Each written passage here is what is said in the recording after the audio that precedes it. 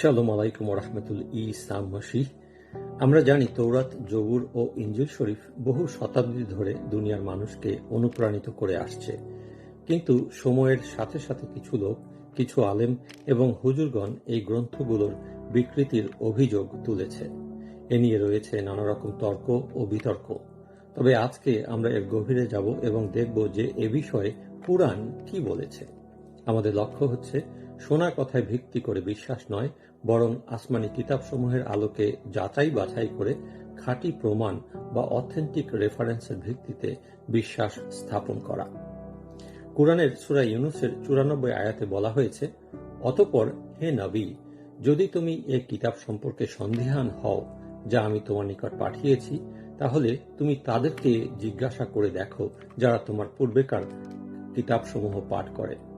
নিঃসন্দেহে তোমার নিকট এসেছে তোমার রবের পক্ষ হতে সত্য কিতাব, সুতরাং তুমি কখনোই সংশয়ীদের অন্তর্ভুক্ত হও না।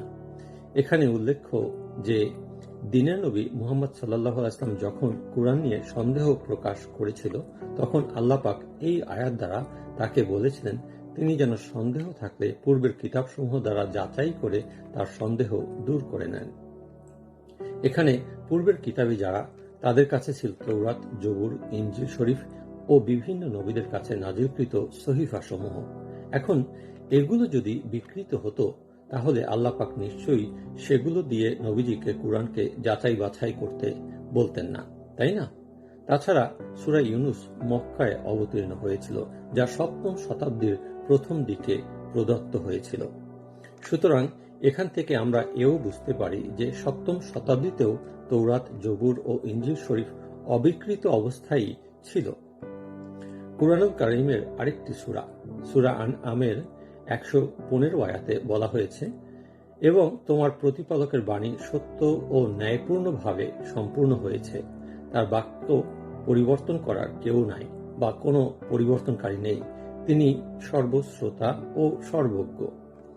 এই আয়াতেও আমরা দেখতে পাই যে আল্লাহ পাকের কালামের কোনো পরিবর্তনকারী বা কোনো বিকৃতকারীও নেই। তাছাড়া এখানে শুধু কোরআনের কথাই বলা হয়নি, বরং তৌরাত, জবুর ও ইনজিলের কথাও বলা হয়েছে, কারণ তৌরাত, জবুর এবং ইনজিল শরীফও আল্লাহ প্রদত্ত এবং আল্লাহ পাকেরই কালাম বা বাণী। এখানে আল্লাহর কালাম বলতে যদি শুধুমাত্র কোরআনকে বোঝানো হতো, তাহলে আল্লাহ পাক এখানে বিশেষভাবে কোরআনের নাম উল্লেখ করে দিতেন, কিন্তু তিনি তা করেননি।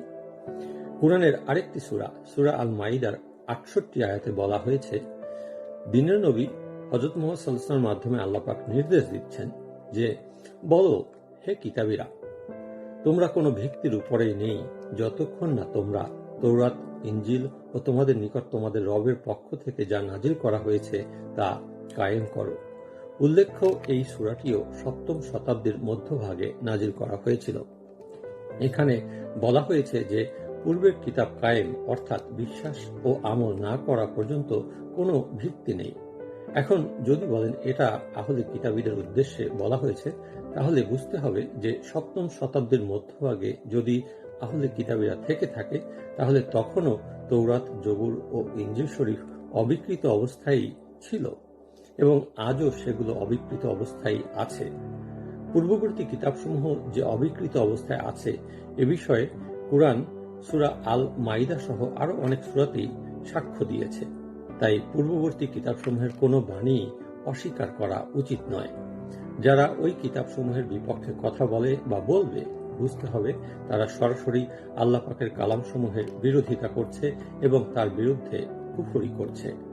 তাই অনুরোধ করছি, শোনা কথায় কান না দিয়ে আল্লাহ প্রদত্ত জ্ঞান কাজে লাগিয়ে পাক কিতাবের আলোকে আল্লাহর কালাম থেকে দেখে, শুনে, জেনে ও বুঝে খাঁটি ঈমান বা বিশ্বাস স্থাপন করুন।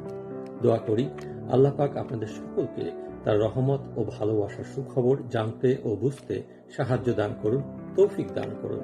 আমিন। এ বিষয়ে আরো জানতে আমাদের ইনবক্সে যোগাযোগ করতে পারেন। শুকরিয়া।